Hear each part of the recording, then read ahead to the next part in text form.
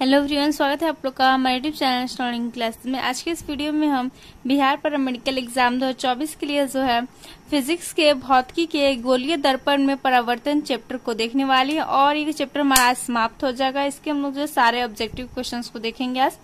तो स्टार्ट करते हैं हम लोग अपना वीडियो को अंत तक जरूर देखें और अगर चैनल पर नए हैं तो चैनल को जरूर सब्सक्राइब कर लें। तो हमारे यहाँ पर फर्स्ट क्वेश्चन है, किसी अवतल दर्पण द्वारा आभासी यानी कि काल्पनिक सीधा और आवर्धित प्रतिबिंब बनता है, वस्तु की स्थिति जो निम्नलिखित में से कौन सी होगी। यहाँ पर ऑप्शन ये दिया हुआ है कि दर्पण और उसके फोकस के बीच, फोकस और वक्रता केंद्र के बीच, वक्रता केंद्र पर या वक्रता केंद्र से परे।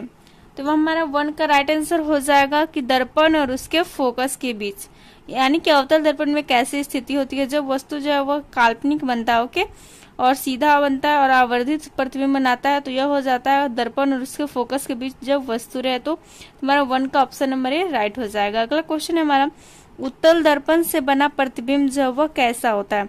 तो उत्तल दर्पण से जो बना प्रतिबिंब होता है वह कैसा होता है, तो वह जो है हमेशा सीधा होता है। तो हमारे 2 का ऑप्शन नंबर ए जो है वह राइट हो जाएगा और हमेशा कैसा होता है, काल्पनिक होता है। ठीक है, अब हमारा अगला क्वेश्चन है, किसी वस्तु का आवर्धित काल्पनिक प्रतिबिंब किससे बनता है।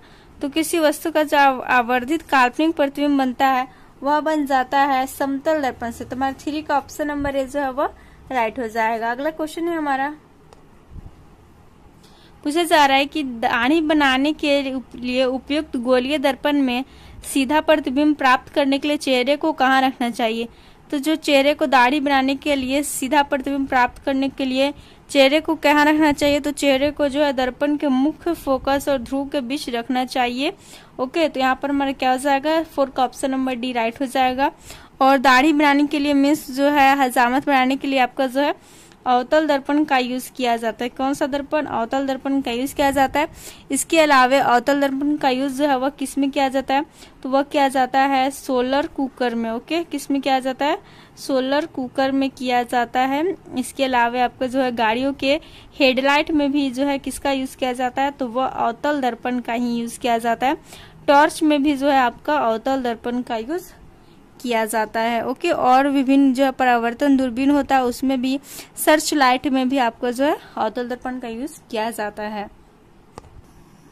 अगला क्वेश्चन हमारा, गोलीय दर्पण की फोकस दूरी उसकी वक्रता त्रिज्या की जो क्या होती है। जो गोलीय दर्पण की फोकस दूरी होती है उसे हम लोग जो है एफ से सूचित करते हैं और वक्रता त्रिज्या को आर से सूचित करते हैं। और जो उसमें इनके बीच जो एक सूत्र होता है, फॉर्मूला होता है, वो क्या होता है, वो हो जाता है F is equal to R by 2। Okay, तो यहाँ पर देख सकते हैं कि जो गोलीय दर्पण की फोकस दूरी है उसके वक्रता त्रिज्या की क्या है, यहाँ पर जो आर बाई 2 है, यानी कि आर इंटू है 1/2 और 1/2 यानी होता है हाफ, यानी कि आधा। तो हमारा 5 का ऑप्शन नंबर यहाँ पर राइट हो जाएगा। अगला क्वेश्चन है, हजामत बनाने के लिए व्यवहार किया जाता है। व्यवहार यानी कि यूज किया जाता है कौन सा दर्पण को, तो अभी हमने देखा कि हजामत बनाने के लिए जो अवतल दर्पण का यूज किया जाता है। तो यहाँ पर हमारा 6 का ऑप्शन नंबर बी राइट हो जाएगा। अगला क्वेश्चन है हमारा क्वेश्चन नंबर 7, एक अवतल दर्पण में वस्तु की स्थिति ध्रुव और फोकस के बीच है तो उसका प्रतिबिंब कैसा बनेगा। तो जो अवतल दर्पण में प्रतिबिंब की स्थिति जो हो जाए वह, सॉरी, वस्तु की स्थिति जो हो जाए वह ध्रुव और फोकस के बीच हो जाए तो उसका प्रतिबिंब जो है वह कैसा बनता है, तो काल्पनिक बनता है और बड़ा बनता है। ठीक है, तो यहाँ पर हमारा 7 का ऑप्शन नंबर डी राइट हो जाएगा। अगला क्वेश्चन है हमारा, मोटर गाड़ी के चालक के सामने लगा रहता है, यानी कि मोटर गाड़ी के चालक, हमने तो देखा कि हेडलाइट में अवतल दर्पण का यूज किया जाता है और मोटर गाड़ी के जो सामने लगा रहता है, यानी कि जो साइड मिरर होता है, साइड मिरर यानी कि जो 2 देखे होंगे मोटरसाइकिल में जो लगे होते हैं साइड से 2 मिरर, जिसे हम लोग साइड मिरर कहते हैं, सामने लगा रहता है। यह कौन सा दर्पण का होता है, तो ये हो जाता है आपका उत्तल दर्पण का। कौन सा दर्पण होता है, उत्तल दर्पण होता है। हमारा 8 का ऑप्शन नंबर सी राइट हो जाएगा। नेक्स्ट क्वेश्चन है हमारा, सर्च लाइट का परावर्तक जो होता है वह कैसा होता है। तो यहाँ पर ऑप्शन दिया उत्तल, अवतल, समतल या फिर उत्तल और अवतल दोनों। तो सर्च लाइट का जो परावर्तक होता है, रिफ्लेक्टर होता है, वह क्या होता है, वह जो है समतल होता है। तो हमारा 9 का ऑप्शन नंबर सी राइट हो जाएगा। नेक्स्ट क्वेश्चन है क्वेश्चन नंबर 10, उत्तल दर्पण द्वारा बना प्रतिबिंब जो कैसा होता है। तो हमने अभी देखा कि जो उत्तल दर्पण द्वारा बना प्रतिबिंब होता है वो हमेशा काल्पनिक होगा और सीधा होगा और छोटा होता है। ओके, तो हमारा 10 का ऑप्शन नंबर सी राइट हो जाएगा।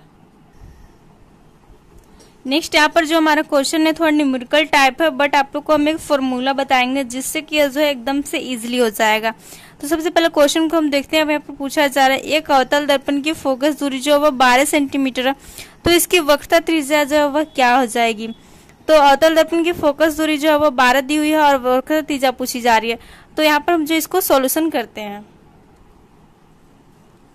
तो यहाँ पर हमारा जो फोकस दूरी है वो 12 सेंटीमीटर दिया और वक्रता त्रिज्या पूछा जा रहा है। तो हम एक फॉर्मूला जानते हैं कि F इज इक्वल टू हो जाता है R/2। ओके, तो यहाँ पर तो हमें तो R का मान पूछा जा रहा है ना, तो R इज इक्वल टू क्या हो जाएगा 2F हो जाएगा। ओके, तो यहाँ पर हम 2F करते हैं, तो यहाँ पर हमारा हो जाएगा 2 मल्टीप्लाई F का मान दिया हुआ है 12 सेंटीमीटर, तो ये हमारा कितना है, ये हमारा आ गया 24 सेंटीमीटर आंसर। ओके, तो यहाँ पर हम जो ऑप्शन में देखते हैं, तो यहाँ पर जो 11 का राइट आंसर हो जाएगा 24 सेंटीमीटर। ऑप्शन नंबर 20 का जो है वो सही हो जाएगा।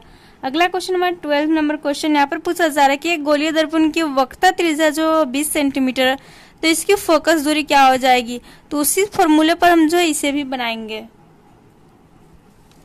तो यहाँ पर हम जानते हैं कि F is equal to focus दूरी क्या हो जाती है, वक्रता त्रिज्या की आधी होती है, तो F is equal to R/2 हो जाएगा। तो ये हमारा R का मान दिया हुआ है 20 सेंटीमीटर और यहाँ पर हम अपन 2 करेंगे तो हमारे क्या आ जाएगा 10 बार में यहाँ पर ये जो कट जाएगा, तो हमारा आंसर आ जाएगा 10 सेंटीमीटर। ओके, तो यहाँ पर जो हमारा 12 का ऑप्शन नंबर सी राइट हो जाएगा। अगला क्वेश्चन हमारा 13 क्वेश्चन नंबर पूछा जा रहा है कि 10 सेंटीमीटर फोकस दूरी वाले एक अवतल दर्पण के सामने 20 सेंटीमीटर दूरी पर एक वस्तु रखने पर जो प्रतिबिंब है वह कहाँ बनेगा। तो यहाँ पर ऑप्शन दिया हुआ है दर्पण के वक्रता केंद्र पर, दर्पण के फोकस पर, दर्पण के पीछे, फिर दर्पण और फोकस के बीच। तो 13 का हमारा राइट आंसर हो जाएगा ऑप्शन नंबर 1 कि जो प्रतिबिंब बनेगा वह दर्पण के वक्रता केंद्र पर बनेगा। अगला और लास्ट क्वेश्चन हमारे यहाँ पर एक गोलीय दर्पण से 5 सेंटीमीटर की दूरी पर रखी एक वस्तु का प्रतिबिंब जो है वह दर्पण से 30 सेंटीमीटर की दूरी पर उसी ओर बनता है जिस और वस्तु है, तो आवर्धन क्या हो जाएगा। तो यहाँ पर हमारे 5 सेंटीमीटर की दूरी पर वस्तु दिया है, यानी कि वस्तु दूरी जो है वह 5 सेंटीमीटर है और जो प्रतिबिंब जो है दर्पण से 30 सेंटीमीटर की दूरी पर, यानी प्रतिबिंब दूरी जो हमारा 30 सेंटीमीटर है, तो आवर्धन को अब हम लोग निकालेंगे। तो यहाँ पर हमारा जो वस्तु दूरी है वह 5 सेंटीमीटर दिया हुआ है, प्रतिबिंब जो दूरी जो है 30 सेंटीमीटर दिया और आवर्धन जिसे हम लोग एम से सूचित करते हैं मैग्निफिकेशन, वह जो निकालना है। तो एम इज इक्वल टू हमारा फॉर्मूला एक होता है -v/u। ओके, यहाँ पर हमारा माइनस रखेंगे और b का मान कितना है, तो वह जो है -30 हो गया और u का मान -5। तो हमारा क्या हो जाएगा 5 से 30 कटेगा 6 बार में, यहाँ पर हमारा आ जाएगा -6 और जो आवर्धन होता है इसकी कोई यूनिट इकाई नहीं होती। ओके, तो हमारा -6 यहाँ पर आंसर हो जाएगा। तो यहाँ पर जो है 14 का हमारा राइट आंसर हो जाएगा ऑप्शन नंबर बी। तो यहाँ पर हमने जो है गोलीय दर्पण में परावर्तन से जितने भी क्वेश्चन है सबको कर लिया और आज का हमारा चैप्टर पर समाप्त होता है। तो आप लोग को वीडियो पसंद है तो वीडियो को लाइक करें और अगले वीडियो में हम जो अपवर्तन से सारे क्वेश्चन को करेंगे, तो उसके लिए हमारे चैनल को जरूर सब्सक्राइब कर ले। वीडियो पसंद है तो वीडियो को लाइक करें, दोस्तों के साथ शेयर करें। Thanks for watching.